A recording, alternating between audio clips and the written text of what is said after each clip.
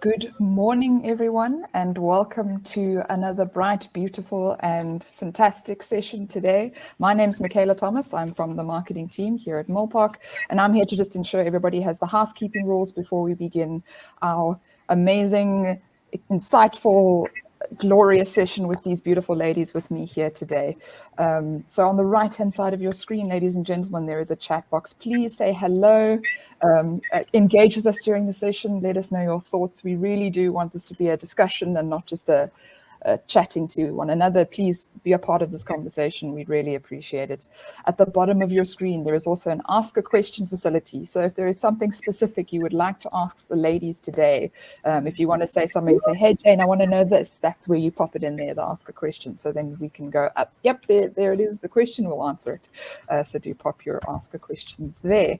The session is recorded. So if you want to share it or come back to it later in the day, please do so. But for now, I'm just going to introduce our host for the day. It is Dr. Jane. She is the head of department at the Milpark Business School, and I have the privilege of introducing her and welcoming her to this virtual auditorium this morning.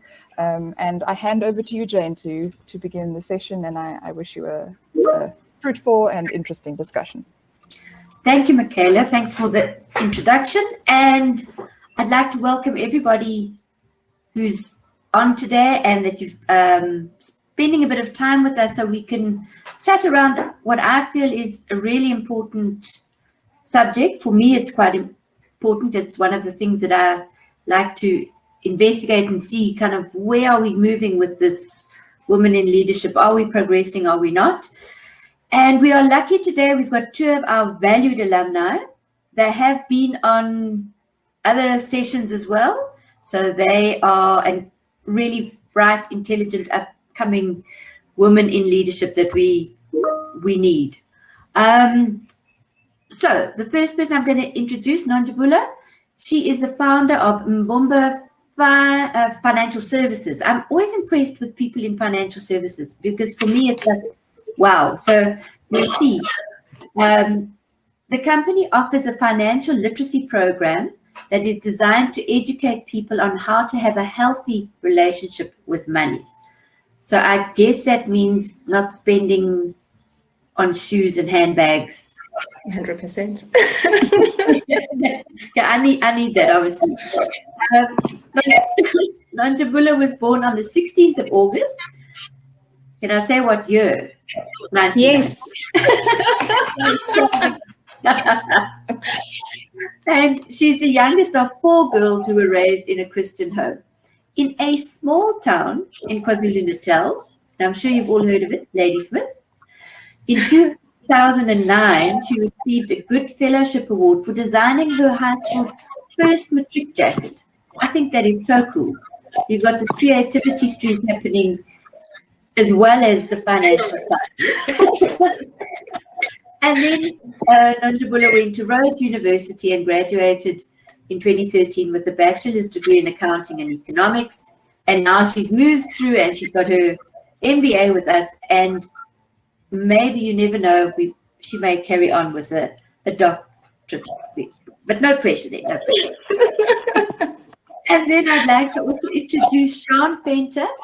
She's a finance executive. So I'm in the presence of two powerhouse women here with over a decade of experience within the ICT industry. Sean currently looks after the team that runs planning, analytics, and finance digitalization for one of South Africa's biggest ICT organizations. So she's able to play in the finance and the tech space, which I think is quite something. So she's comfortable dealing with cold facts, numbers, great. But she draws her energy from building solid relationships with people, creating with those that she works with.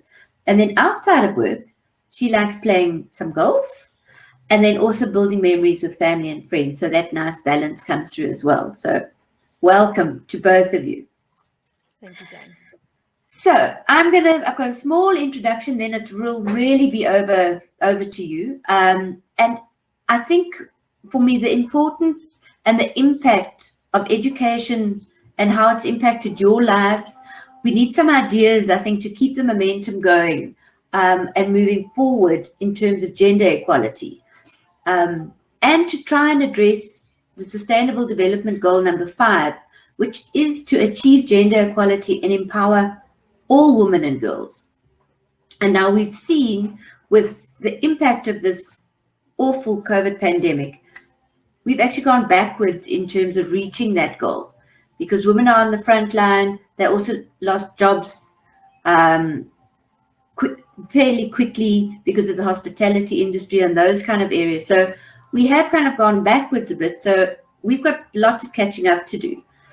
But in a good way, we've seen over the past years at Milpark Business School that the number of female students who've been enrolling into the postgrad diplomas and the MBA has steadily increased over the years, which is great. That's a good sign, and we're very proud of that. And there's data from other universities where it shows that women are really going into higher, postgraduate degrees, and it's just growing and growing and growing. So there is an upward trend in that, as well as the number of women in academia, as lecturers, which is great. However, there's a lack of women in positions such as a dean position, vice chancellor, director positions in general. And I think it's not just academia. I think, from what I've read, we know that is so in corporates as well. CEO positions, COO positions, that kind of thing. So we still got a lot of work to do in this space. And I'm not sure, we'll discuss it a bit later, whether people are not tired of this. We've been banging on about gender equality for how many years, and have we made enough progress? So we'll chat about that a bit later. But I want to hand over to you two, and thinking over the past year, well, it's more than a year, what do you think have been the greatest challenges for you as women in business? And then what did you do to overcome these articles? I think, Nonjabulo, do you want to chat first, and then Sean, or sure. We can go back and forth? Sure. Thank you, Dr. Usher. Morning, everyone. I think for me, it's been a challenging year. Personally, there's a lot of setbacks that I've actually experienced in my personal life and in the capacity of just being a woman. I think the most recent that I can touch on is that earlier this month, I actually unfortunately experienced a miscarriage. And in that experience, it wasn't easy because, as a woman, you sometimes need to react to situations and circumstances in a manner that is deemed best by society. And interestingly enough, I took some time off at work also. And in this time, it was a time of reflection to just try and heal and take time to actually deal with what I'm going through. However, the back of my mind, I also did not want to find myself in a situation where I become labeled as over-emotional. And I actually that actually got me thinking, because last week, if you remember over the news, there was the parliament speaker that was being actually put across. There were candidates, and I was sitting here listening to 702, and a lot of listeners were actually calling in to complain that actually the candidate that was put forward by the ruling party was actually deemed overly emotional, and how she was not going to be able to carry on or hold the capacity of being the parliament speaker because she's overly emotional. And that actually got me thinking personally in terms of how many women, sometimes have to go through things and actually have to put on this mask to try and actually hide their emotions, because they also don't want to be overlooked for positions of power and promotions, because you're now deemed as this emotional person. And I'm sure my colleague here, Chan, can actually opine on the matter regarding, as a woman in her organization in a leadership role, in terms of how she also actually experiences such challenges. But that is currently what I've been dealing with, over this past year, and I've seen it, how it has impacted my professional life and as a businesswoman also, because because, you know, you need to also think back to say, you know what, I don't want to actually come across as a person who will not be able to handle, you know, this type of environment or the business that I'm actually pursuing, because I'm now going to be deemed as overly emotional or not able to actually handle certain situations. Such good points there, Nonjabulo, and it is so everywhere. Sean, your thoughts on that? So I think my experience was slightly different, right? So for me, it felt like I had the two priorities that I had before just became so big that there was not necessarily room for them to coexist, right? So at home, I had a little boy who now needed to be homeschooled. So I needed to support him with that. Emotionally, I wanted to support my husband as well as my son. And then there was just an overall difficulty for everyone, including myself, to realize that just because we are at home doesn't necessarily mean that we are at home, and that there's still a job to be done. From a work perspective, you know, at the start of the pandemic, the uncertainty drove everyone crazy. So from our perspective, we were constantly trying to analyze where we're going to end up and predict the outcomes for our business. And this obviously added a lot of hours to the clock, right? So, you know, we also kind of transitioned into this always on culture where, you know, the workday simply just never ended. So at one point I kind of called a stop, and I approached these almost like two priorities from different angles. So I sat my husband and my son down and I said, guys, I can't necessarily keep up with all of these additional requirements. And I just pretty much asked them for help. And I was actually quite surprised with, you know, the openness in which even my 7-year-old son at that point in time took on additional responsibilities in the home just to help his mom out. From a work perspective, I did it a bit differently, right? So I tried to enforce the change that I wanted to see within my team. So we made some really simple rules like no emails after 7. So a lot of us were working, you know, late in the evenings. But the fact when you send emails, you kind of put this responsibility on the recipient to respond back. So no emails after 7. Then I also booked out an hour for each one of my team members, because most of them have kids and the kids can't be helped at 7 or 8 o'clock in the evening. So during the day, I mean, you would not be available during that hour or two, just for the guys to kind of support their families and support their children from a school perspective. And I must say that almost kind of made the shift into the finance community, into the overall organization, where I think things are calming down a bit, and let's say being a little bit more of a sustainable normal that we are seeing today. You know, that's also a good point there, Sean. I think the aspect of having to do homeschooling or online, or however it transpired, whether they sent work and that, I think we underestimated the support that children do need. And so I think that was a really creative way of helping, because otherwise it just becomes so overwhelming for everybody. And as you said, the always on culture is there because we are working. Nonjabulo, do you also find that you kind of, your work then stretches, and because you can, you know, you just carry on? Yes, I think that is one of the challenges, you know, and as we're talking about it earlier with Shan and yourself, Dr. Usher, about the benefits of working at home that we actually get to reap. However, unfortunately, as another side of looking at it is that you don't actually have a stop time. When you're at the office, you'll remember that, you know, I don't book meetings at this period of time because I need to go for lunch or I need to take a tea break. But it seems as if when you're working at home, you know, the clock just keeps running. And it's only when your tummy starts rumbling, then you realize, oh, I haven't had a meal this entire day. Then you realize, I need to get up, stretch my legs, and actually recoup my systems to actually be able to actually work again. So it's important balance. And I like what Shan is talking about in terms of involving her family to try and actually ensure that she reaches that balance. And that is something a lot of people could actually take from and learn from in terms of actually trying to cope with the new normal that we're currently living in.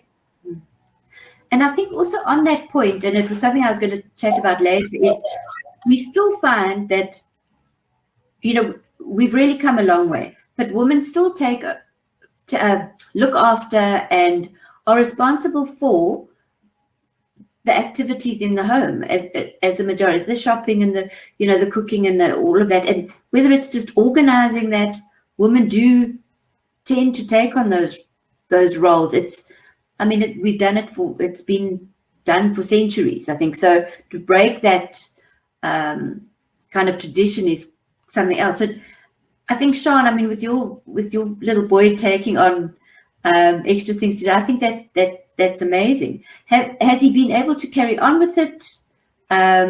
Is he enjoying it now? Because I think it's a good learning experience for children to have their chores and be responsible for certain elements in the house. Look, Jane, definitely. And I think, my whole thesis was around gender equality at the end of the day. And it taught me, or, it forced me to change the way that I raise my son. So for me, it's almost a two-pronged approach, right? I'm expecting my husband to help me and to step up into this 50-50 partnership, but we weren't really brought up that way. You've mentioned that for centuries, it's the woman's job. So, that he's not going to do it out of his own will, and I need to sit him down and explain the partnership to him. So luckily, I have a very accepting family, and I hope that, the inputs that I have in my son's life to show him that there is an equal partnership in a marriage, will hopefully benefit his wife one day. And do you still have to, do you find you still have kind of the man's job is kind of the blue job is to take the rubbish out and is that still the norm? Look, for me, I don't like doing that, so I'm not going to stop him do that at all. But there are things, that I'm just expecting some additional help with. Sometimes just making food, even if it's, not always the same food that I would make, but nonetheless, it's helping out. And I think, also just appreciating your family for what they actually do in the day. Yeah, I think that's important. So let's have a think about. So we are now in Women's Month, which is great. We're nearly ending it, and I don't want to sound facetious, but at least we get 1 month a year. Which I think we should be Women's Month, everyone. But at least it's highlighted, so I'm good. And because of COVID again, we've gone back a bit in terms of the strides women have made.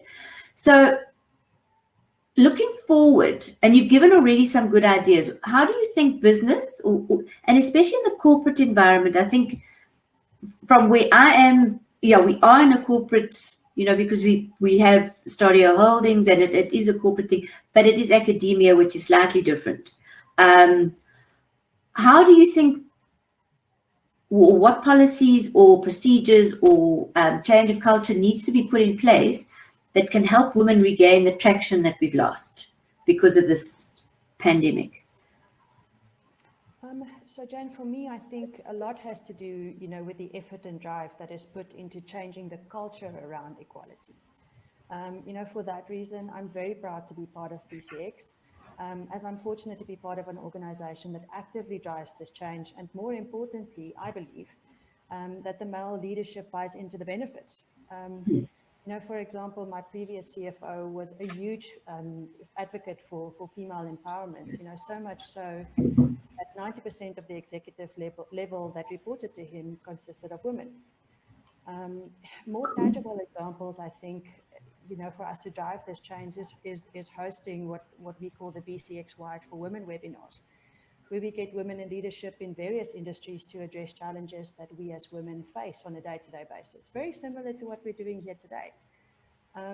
Simply on top of just getting guidance from female leaders within the organizations, I always leave there feeling inspired and energized to pick up the baton from these women, and continue the battle for equality. In the previous webinar, the CEO of the networking company, Helen Nicholson, made a profound statement around this topic. And I almost want to be so brave as to say that I think if we as women own this, it will be the biggest turning point in our struggle against inequality. So Helen said she wishes that she could make women realize that no one is coming. And at first I was kind of taken aback and very confused about the statement. But as she went to explain it, it became a liberating statement for me, right? So we as women tend to always wait for someone to validate or promote us. There's been so many stats that show that men will apply for jobs even when they only meet 60% of the requirements. Whereas we as women, we need to be 100% on top of it before we even click the button. So we are potentially the biggest barriers to our own success, right? So if I may relay Helen's message to all the women and even the men out here today, you are the person that you have been waiting for. Back yourself and your own ability and invest in your career. This is the way that we as women will own and actively drive equality in the workplace. Oh, that's excellent. And really, that's so true. There's no knight coming on a white steed to save anyone. That's just not so. Nonjabulo, your thoughts on that? Well, I'd have to agree with Shan in this instance, because my thoughts would be that's essentially it. It's high time we need to actually realize that we're the ones who can actually make the change. There's no other person that can understand the struggles of a woman other than women. So the expectation of thinking that somebody has to come as a savior to try and actually change the situation, that's not going to happen.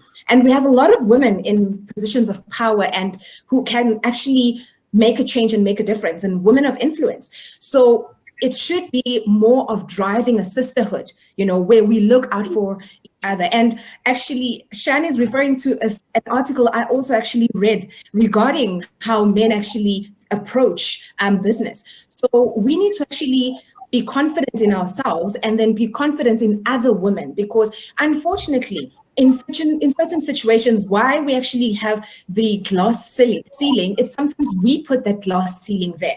So if Shan has a position in her team and she is not willing to promote another woman because she thinks that, oh, okay, this person is probably in childbearing years, they need to take a maternity leave, then I need to find someone to actually do their job for the 5 or 4 months when they're maternity thing. So that's us setting ourselves back. So the only way we can actually make a change with gender equality is if we women put each other first, and actually we back each other in everything we do. Men, usually they would promote another man over another woman. Why can't we do the same?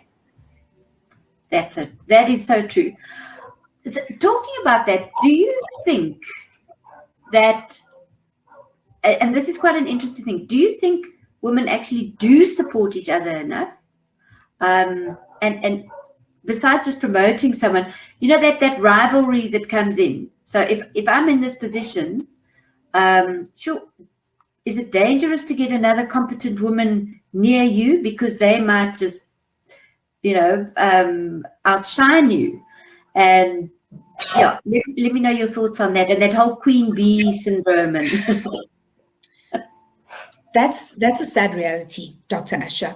I think that is some of the struggles that we deal with. And as Shan was saying, that we're our worst enemy sometimes, because instead of banding together as women to try and put each other first, we actually end up competing.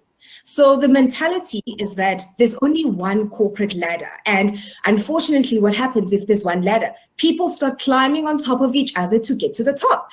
People start pulling other people down to get to the top. So what I say, bring your own ladder. So that is why I started my own business, because that is the mentality I have. Because in terms of trying to expecting other people to actually pull you up or give you a hand down to say, okay, come up with me. You need to bring your own ladder. And that's the attitude that you need to have. And when you get to the top, you need to remember the experiences that you've gone through for you to actually get to where you're going. And then you need to be able to uplift and develop other women, to be able to actually grow and break that glass ceiling, because it's not a comfortable situation, I presume, to actually be in a boardroom and be the only female there. How can you change that if there's 10 men and you're the only female? The men are not going to care. They enjoy actually having each other's company. So the only way you can change that is if you, as that woman in that boardroom, make that difference and actually get someone else to join you. Band together as women, and that's the only way we can actually change the dynamics of gender equality in this country. So true. Sean, your thoughts there? And I see we've got a nice comment from Faith. She says, from what she's seen, older women who have already had children have the most to say about not wanting to hire young women in their childbearing years. And that does encapsulate a lot of what we're saying. Because it might be a bit difficult, if they go and, go off for children. So that's definitely a problem, I would say. Sean, your thoughts on that? Sure, Jane. I must say I'm a little bit worried almost to give you my thoughts. I have a different opinion or a different experience to this. Good. But I'll try to explain myself to give you a bit of context, right? So currently in the finance executive layer, we have 8 women and 3 guys. So for me, this is the perfect environment to do my case study, for what I want to tell you guys. So, and if I'm completely honest, I think if you asked me during the first few months of being in this role, I would have probably told you that women are definitely not supportive of one another. But then I kind of tried to take a step back and I asked myself if I think that these ladies would have reacted differently if they were engaging with a guy. And 99% of the time, I have to say, I don't think so. And sometimes I think that, any disagreement between women is seen as unsupportive behavior. And in some cases, it's just passion for what they believe in. And simply also just the difference between how men and women respond to someone disagreeing with them. I mean, men tend to be leaning towards the, agree to disagree kind of vibe, where women are so passionate, they want to convince you to come over to their side of the fence. So do I think that we can do more towards, opening doors for other women once we've managed to break through ourselves? 100%, right? Definitely, I think we should do more. But in general, I do think that there are spaces where we are supportive of each other. We potentially just don't realize that, it's just a difference of opinion. Yeah. Now, I think that might be true. And maybe, do you think maybe, look, I think we could sometimes be our own worst enemies, as we've kind of discovered, from a confidence perspective, and knowing that I think it's Faith again. Her former boss once said in a room full of male colleagues that she's done hiring women because they're going on maternity leave, and her children are older. So you do get that, and I think it's quite something to negotiate. And I also wonder if it's that unconscious, do they really realize what they're doing? Because it's got a big effect on us. I want to move on a little bit to say, okay, how do you feel? I mean, obviously your education has helped you get to where you're doing, but how has it helped you in your life journey? So your personal and your professional areas. Whoever wants to go first. So I'll go first. So I think that there's so many things that I can really talk about, Jane, such as the network that it exposed me to, the lessons that I learned around time management and coping mechanisms in difficult times, especially during this pandemic. But I really think the biggest benefit for me has really been the amount of confidence that I've gained with regards to my work life. So before the MBA, I was definitely a numbers girl, and things only made sense if the outcome was green. Where today, I think I look at business differently, and I apply different lenses to different situations, and I can also drive solutions by approaching problems from different angles. In addition, I can have constructive discussions with every department or seniority level within my organization, because I've been introduced to an end-to-end spectrum of business through my studies. So for me, really the confidence as a woman and as a person, I think allowed me to apply for the job that I'm doing today, and doing it with confidence. Yeah. And that's what we kind of strive for, is to, you get the knowledge on one side, which is great, you those theories and that. The ultimate, I think, thing for us is to get that confidence going, to be sure of yourselves, to be more assertive, because we know as, women can be assertive in some areas and maybe not so much in business. So I think that is, hearing that, it's like, okay, we did what we set out to do. That's cool. Nonjabulo, your thoughts there on the impact there? Well, I think I share the same sentiment in terms of confidence. I'm a confident woman by nature, but there's a great confidence that you have, not just in yourself, but people also. That's something I'm actually seeing in business, is that a lot of people seeing that, oh, okay, this is the qualification you actually hold. Okay, maybe you know what you're doing, So it's also gives not just me, but it also gives the people that I'm actually assisting or servicing the confidence that I know what I'm doing. I am equipped with the skills and the knowledge to actually make this a success. So that is why I actually took the MBA with Milpark, and I'm reaping the benefits of it. Yeah, so you kind of feel that piece of paper gives you that credibility. You guys work really hard to get it. And I mean, we know it was all plain sailing. No.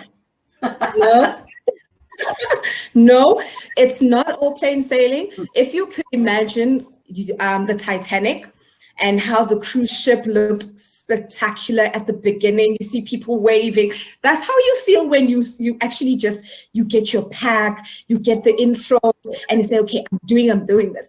Then you fast forward to the shipwreck, where everything is falling apart, people are running haywire. That's exactly how you feel, because you feel knee deep in this, and you're like, it's too late to quit. I need to do this. I need to finish it, because it's now a ride or die kind of situation. So it's not easy, but it's worth it.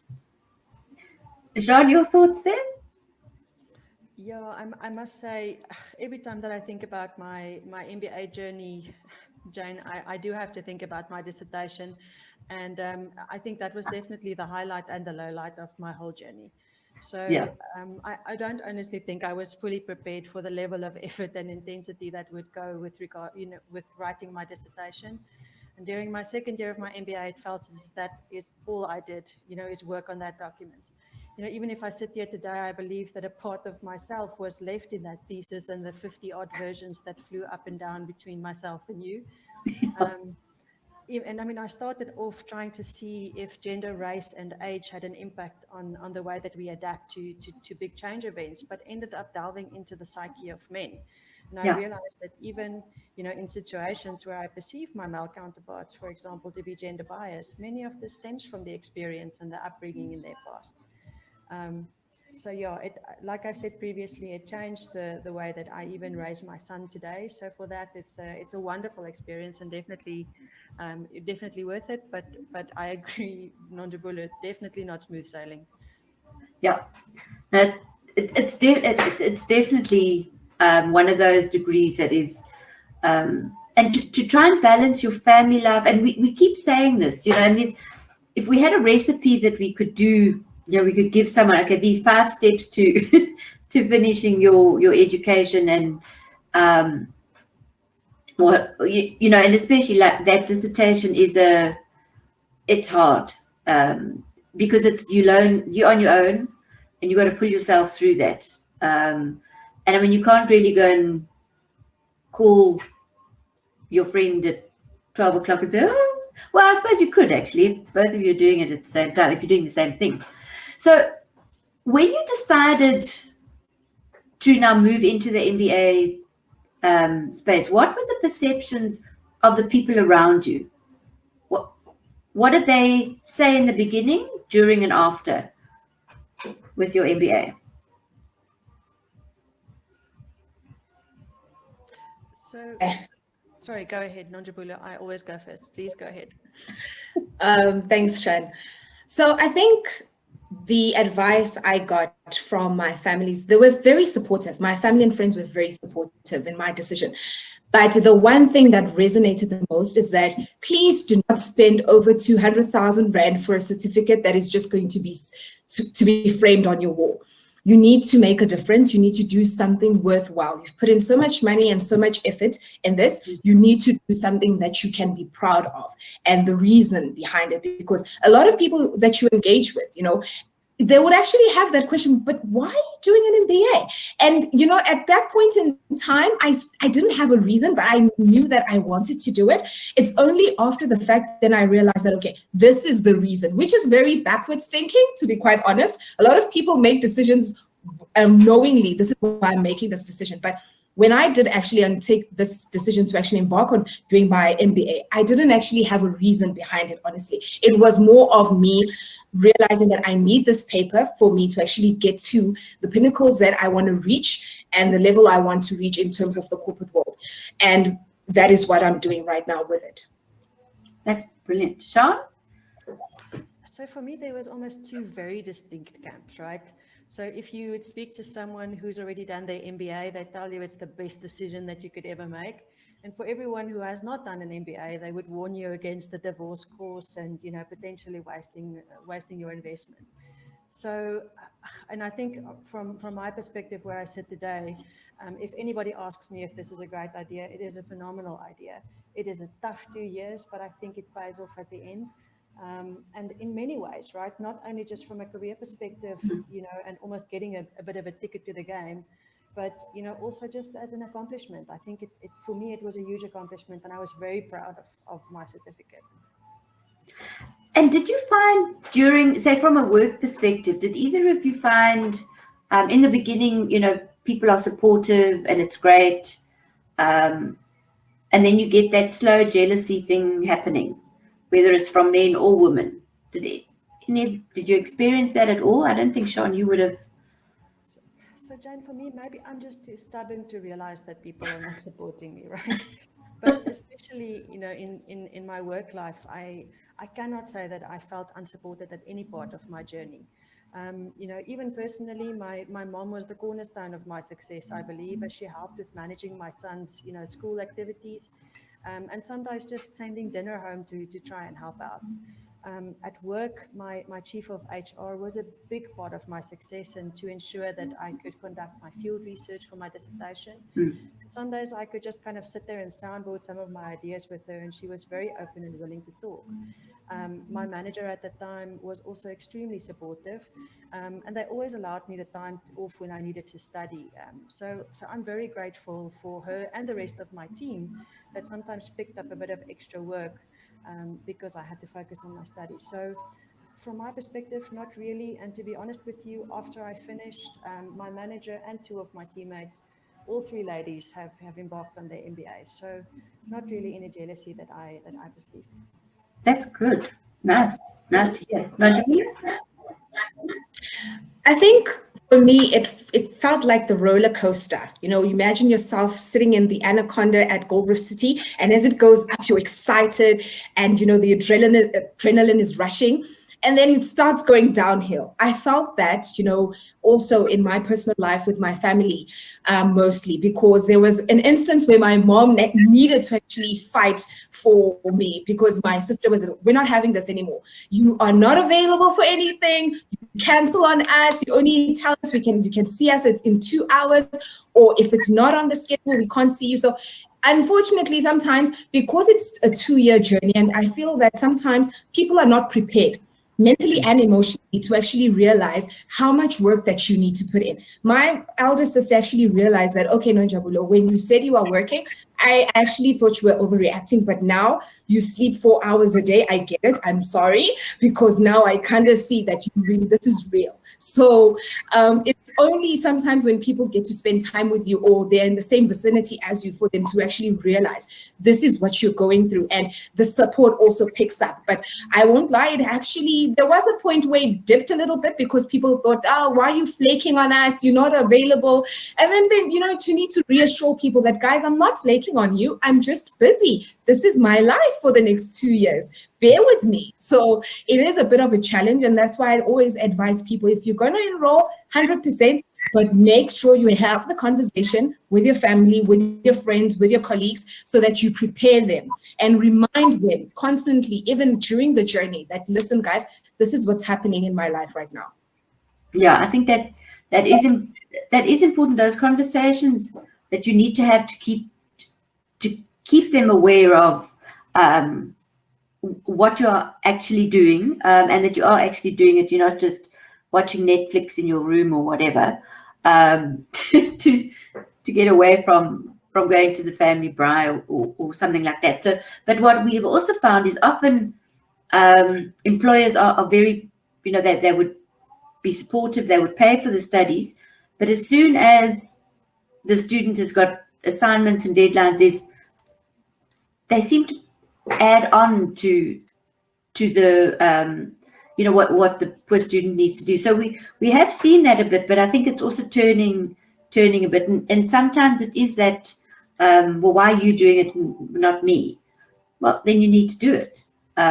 Make a plan to do it. So I think just embarking on that is it's a momentous decision. I don't know if you agree with me, to go into, especially from postgraduate studies.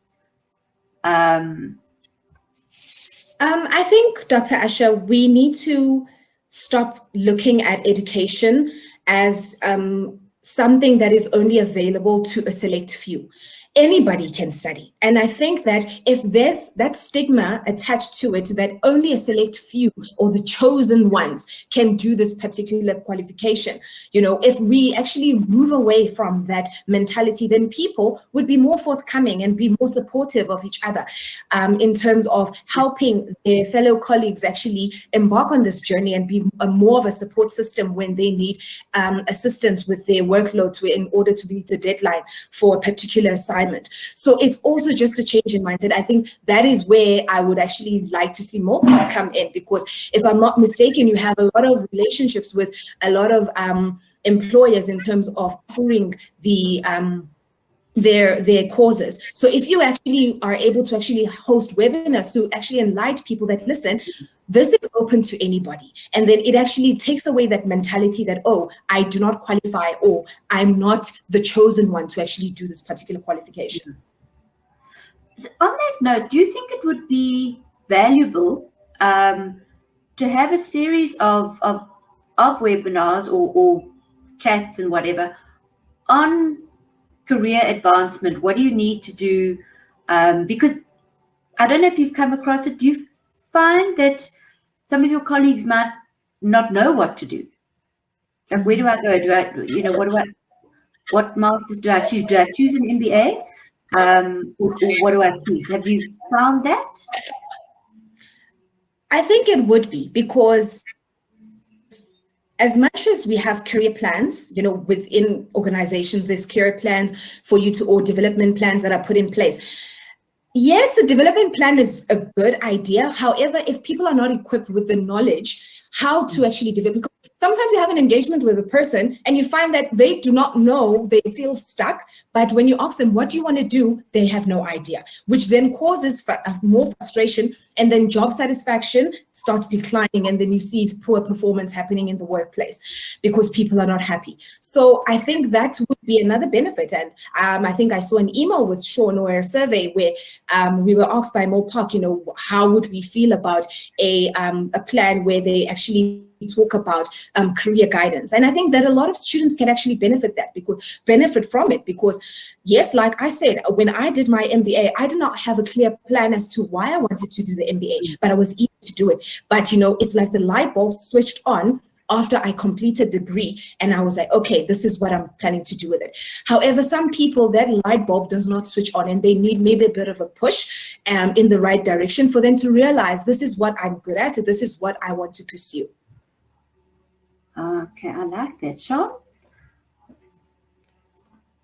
Yeah, Jane, from my perspective, I don't want to reiterate any of the statements that Nonjabulo has mentioned, but I agree with her 100%. Mm-hmm. The only thing that I can potentially add for anybody who is thinking about an MBA, I do want to tell you that there will never be a good time to start. So pull the trigger, jump into it.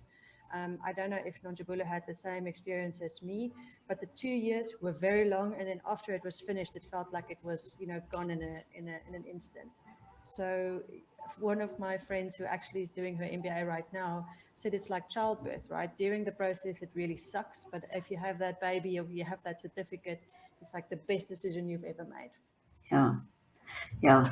No, it's true. It is true. It's never wasted. I'm fully convinced of that. Whatever you learn and you can use. But I do think the career services and advice is definitely something we're wanting to put in place, because but wrongly kind of assumed, well, you're an MBA student, you know where you're going.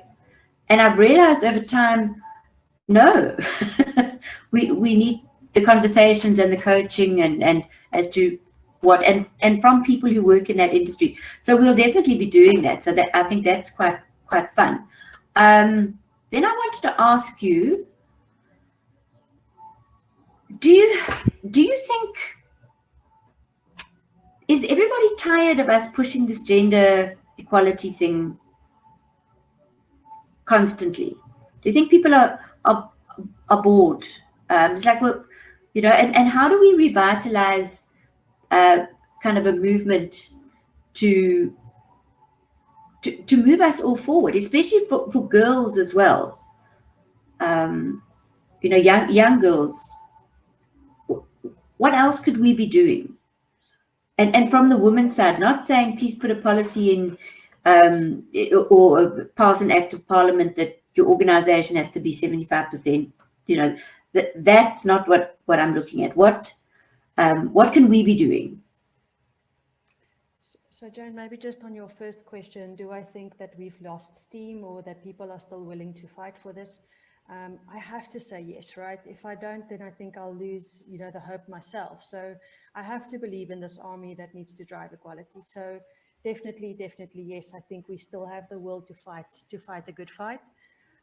From what we can potentially do to do that, I think that we really should look at this from a two goals perspective, right? Firstly, from a short-term perspective, I think that, you know, education, sharing your experience, you know, encouraging each other, you know, and even the webinars like we have today is a phenomenal way to kind of get the message across. Or even simply just calling a female colleague after she's done well in a presentation and congratulating her. I think sometimes we forget that even the chiefs, you know, the women who are already chiefs in organizations are also just women. And if you give them a call and say, "Yo, that was phenomenal and really inspirational," it makes a difference in their lives. So sometimes just picking up the phone and saying, "Well done, lady, you've done phenomenal," is great. You know, and then from a personal perspective as well, and again, if I can reiterate Helen's message, you know, be the person that you've been waiting for. Apply for those roles that will make your career go to the next levels. You know, bang on every door until someone opens up. Nobody is coming, and you need to back yourself and go for it. And then also, I think we should look at it from a long-term perspective. You know, this problem wasn't created in a day, and it won't be solved in a day. And a big focus in my life is trying to instill that notion of equality in my son. On top of teaching him respect for women, you know, and just living an example of an equal partnership in my marriage, I have to hold him to the same rules as I would have if he was a girl. I mean, how many times have you heard things like boys don't cry or nice guys finish last? You know, we've been brought up with a culture where boys and girls play with different rules. And then we are kind of surprised when men don't accept us on the same field when we're older. So change the way that we raise our boys. It might just give rise to an easier tomorrow for the girls that we are raising today. I think that is a good long-term plan. Nonjabulo, your thoughts there? Well, I think I would have to agree with Shan here. If we say no, then it means we've lost hope ourselves. And I'm going to reiterate the statement that I said earlier regarding women having to band together. Building the sisterhood and putting each other first and lifting each other up through mentorships and developing other women. You know, we need to take the time to invest in ourselves because no one else will. And that's the only way. I mean, the reason we're actually celebrating this month is because a group of women came together. A whole lot of women came together of different races and different ages. They said, "No, what? We've had enough. We're fighting the good fight," and they all came together over one cause. So if we come together, because there's greater good actually achieved in numbers. So unfortunately, the rotten apple makes the whole bunch rotten analogy doesn't actually apply here. When one person is fighting the good fight, you don't actually get the traction that you're looking for. So we need to actually work together as women, actually build and bring each other up in order to actually see the difference and see the change that we are trying to achieve. No, that's definitely for sure. Okay, one last question that I want to put to you, and because I'm not quite sure, do you think that women actually want to get to the senior positions? or, you know, so often when the timing's right for them to move into those positions, they kind of childbearing years, that those kind of responsibilities, or looking after parents who need help or something like that.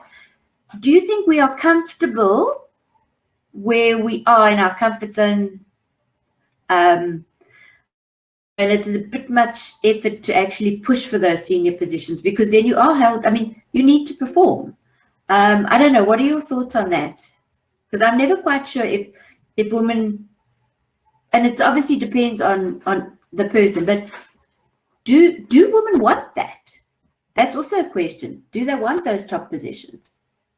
So, Joan, I think it differs from person to person, right? So, I mean, and I think if I think about, you know, just my team, and I have a very small and intimate team, but there are people who are okay with where they are at this stage, and they do phenomenally well, and we should reward them for that. The fact that they don't necessarily want to sit around a chief's table shouldn't also be held against them, right? So they love the work-life balance that the current position brings for them. And, you know, pushing those people into different positions is detrimental to everyone and the organization. And I think that it's almost easy to see, right? Or even if you can't see it, just asking the question, you know, where do you want to be? There's so many times that I have conversations with people in my team and even my peers about, what do you see yourself doing? You know, where do you want to go? From my own personal experience or thought process, I don't necessarily want to be a CFO one day. Do I want to be a CEO? Probably also not. But there are other things that I would want to do.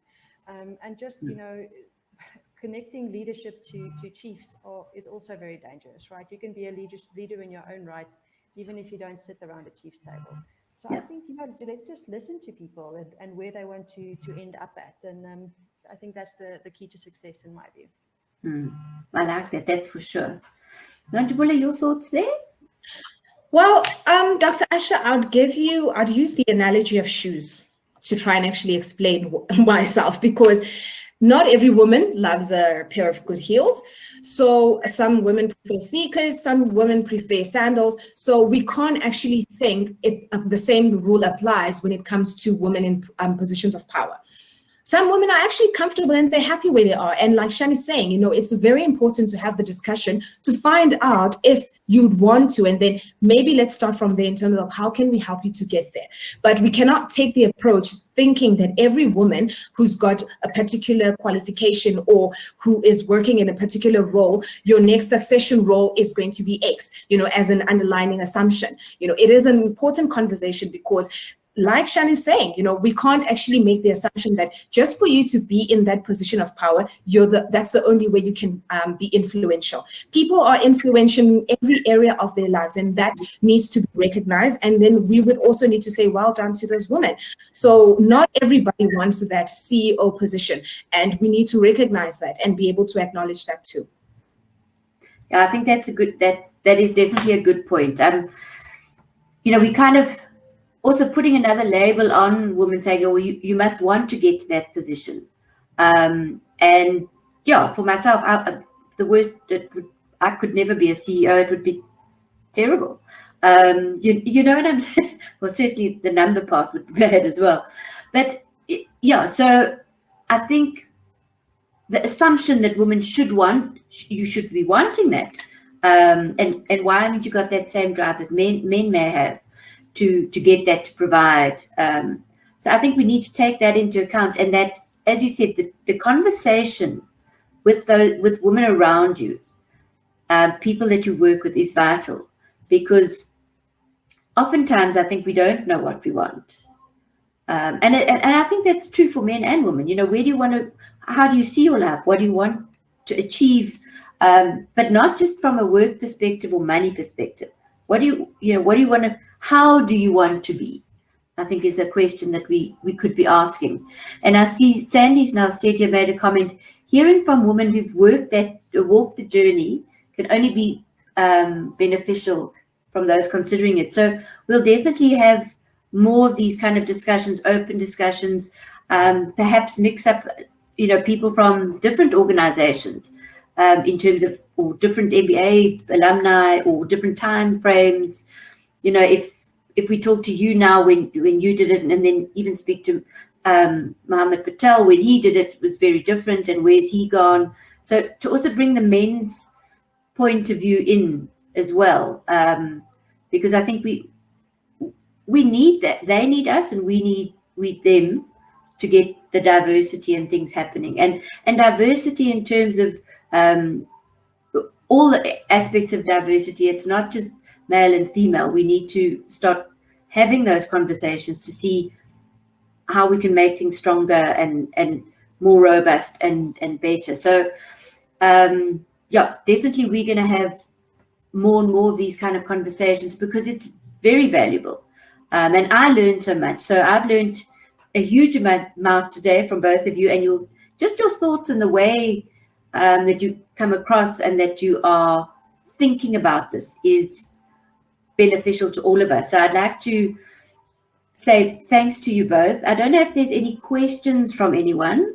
I don't see any, so that's okay. Sean, just a final few words from you. Maybe just a thank you for the invite. Nonjabulo, it was very fun to actually meet you for the first time and conduct this panel with you. And Jan, I think this is a phenomenal platform for us as women who've achieved something in life, and I believe who is proud of what we have achieved with Milpark. Just to share our experience, and so from my side, just thank you for the opportunity. Pleasure. Nonjabulo? Thank you, Shan and Dr. Usher. This was also a phenomenal experience for me. And I just would like to advise women out there, or that actually tuning in currently, is that you are the one who can actually make that change. You know, we can't expect people to actually come up. There's no knight in shining armor coming in a white horse to save you. You need to be that. So that's the one thing that I can actually leave as my final note to women out there, that you know what, you need to be the difference for you to see the difference. Great. And it's so true. We need to be accountable for ourselves. And that actually is empowering to know. And you know, when you hear the saying, you know, be the change you want to see, you think, yeah. But it's actually really, really true, because we are the only ones that can make a change in ourselves. So I'd like to thank you both very much. We will be in touch, definitely, for sure. And thank you to all of you who have tuned in. I hope you have a wonderful day. And, you know, if you can contact us, we're there to chat and to build relationships and networks through our alumni and our students and our clients as well, who we'll be bringing closer to us. So everybody, thank you, and have an absolutely wonderful, wonderful day. Thank you, everyone. Take care, everyone, and be safe.